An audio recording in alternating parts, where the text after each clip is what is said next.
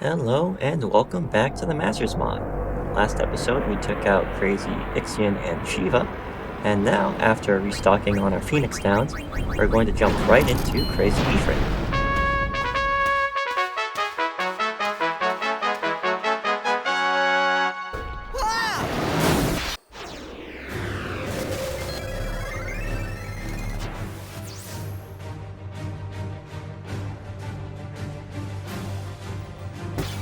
Now, I'll admit, my Ifrit fight is kind of a slugfest. He has counters for everything, and if you're not at full health, then you're probably going to lose whoever ended up swinging first. Not only that, but he has his Hepta Fire Aga, which, I mean, Ifrit's magic isn't that powerful, but I mean, it does have potential for a full party wipe, since, of course, if you're unlucky, it could just knock out everyone. Then remember, when you have an SOS null elemental spell, it's either you have it at the beginning of the multicast, or yeah, you're gonna get hit by all of them, even when you do have some, even if you do survive the first couple. Not only that, but it says that his claw breaks stances. Now, this doesn't mean that they give you the break status effect, but it means that, like, if you have Ornn on sentinel duty, he'll only tank the first one, and then he won't take any other subsequent ones until his turn comes up again. So just know that. Yeah, I tried getting Ornn to tank those counterattacks, but it really only works for a little bit. Now, I will bring Waka in to Silence Buster him occasionally because I really don't want him to get that multi-hit off, in case if, there is the party wipe. I can handle the single target meteor strikes, and because Ifrit is he's very handleable when he is slowed down. But again, it does seem like when you hit him with magic, he'll counter with magic. But even when he's silenced, that won't completely kill the counterattack. So definitely make sure that you have enough people to revive, or if you're kind of desperate, then you can pop a Mega Phoenix too. Because I mean, this is the end game, you might as well use something. Of course, once you get a good foothold on the normal fight, things can heat up a little bit. Now, when he gets half of his overdrive, he'll actually just get his full overdrive. Not only that, but he'll berserk and haste himself up. Now, there are two ways to handle this.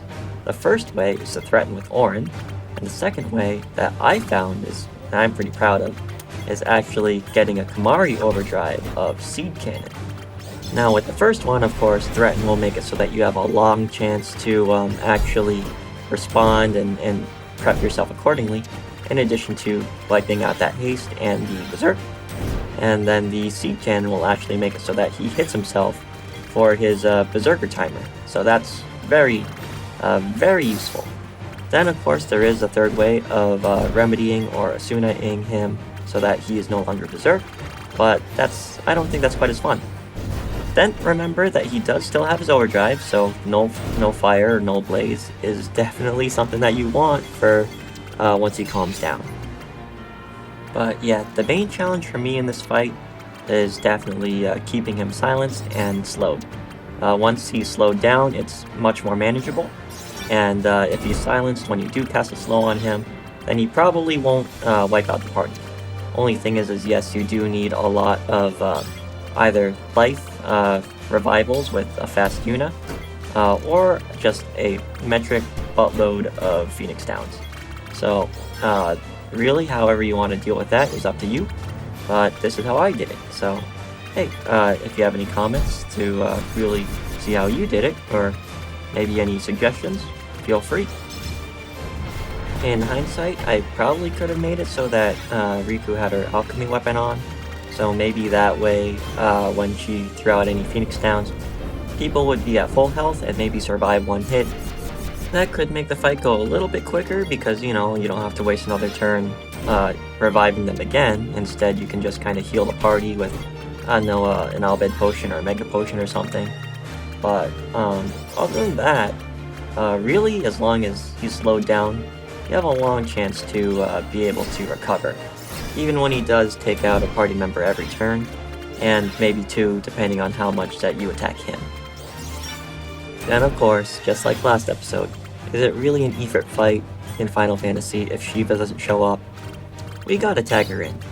And then also, just one thing to note, she does a huge amount of damage.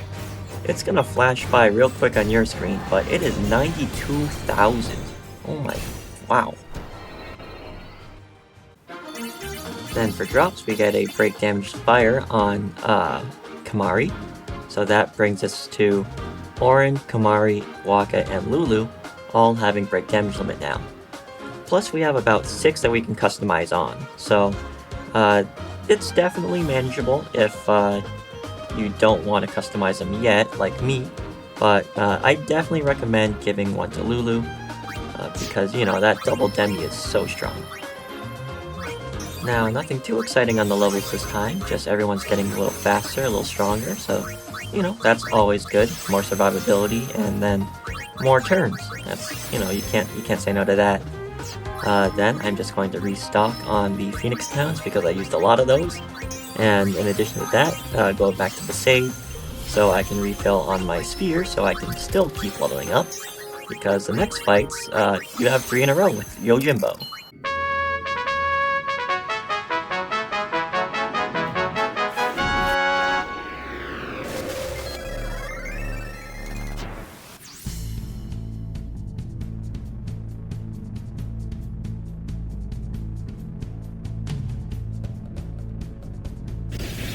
Now, each fight does get incrementally harder because it'll take 1 extra hit before, you know, Yojimbo will not do a Zanmato. So, but really the second one I think is the most challenging because with every different fight he also has a different dog attack. So in the first one it casts Doom on whoever it hits. On the second one it takes all of the MP of the person it hits away. And on the third one it confuses whoever it hits. Now, in order to basically survive this, plus the Kozuka doing slow, blind, sleep, poison, and silence, I am actually making a brand new armor for Auron that is zombie proof, has regen, and sleep proof, and poison proof, because that's really all I could do is a sleep poison combo, which is good. It's good. Only thing is I meant to give him confuse proof on there too, but in editing I saw that I gave him berserk proof instead. So it could have made the third fight go a little bit smoother, but at that point I already had a lot of overdrives banked up, so I could basically bail myself out with more Aeons and things like that. So the second fight is definitely the one that we're focusing on today. So the first order of business on all of the fights is to make sure that he has poison and power break on him, because that way he won't really one-shot most of the party with his Duozashi or whatever that is. And then when it comes down to the Kozuka, I want to make sure that Auron is in sentinel position basically whenever I can. This is great because not only does it block the Kozuka, but it also blocks the dog. Because, yeah, really, MP is so useful. I mean, it'll be not the best because Auron won't be able to bail us out with a threaten, but in terms of everything else, if you only have one person without MP, that's a lot nicer than not. Then not only that, but with his group-wide attack, it also zombifies everybody, so healing that is really a lot of turn investment that you can't afford that. Then Osmose and Drain will also not work very well on zombies, so remember that. Another thing to note is that Yojimbo is very evasive. Now, at least with the endgame in this mod, you do get a lot of accuracy, but for sure I did invest a lot into more accuracy for Auron and Kimahri.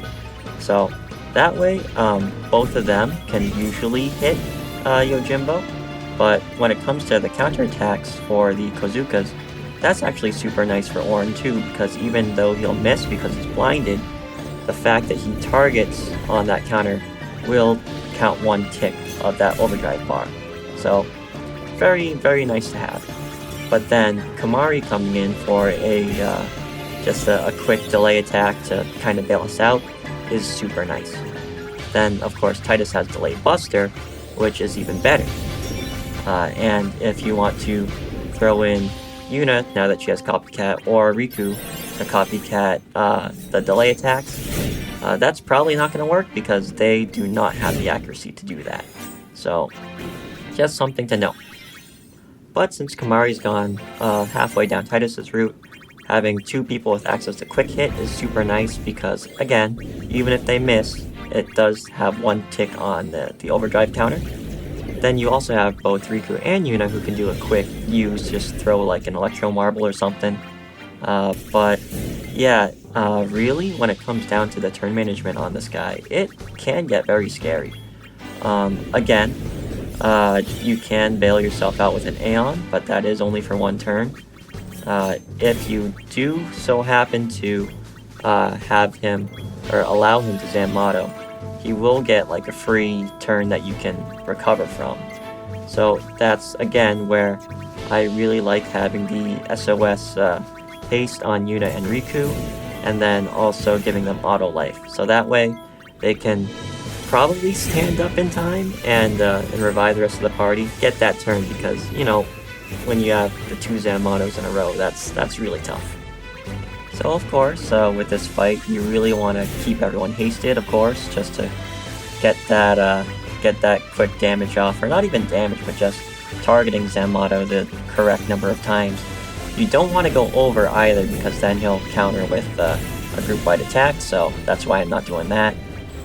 It is kind of interesting because the second and third fight, since you do have more opportunities to damage him with more demis, and those fights can go a little bit quicker. But yeah, in terms of just damage, always the demis are super good until the end. And then if you get a Demi Fury, even better. You just have to be careful that you have the turns to respond afterwards. So again, keeping them hasted, keeping them alive, that's really top priority. Because yeah, switching Titus in for a Delay Buster can really bail you out, but it's not completely reliable, because if he misses that, then you're done.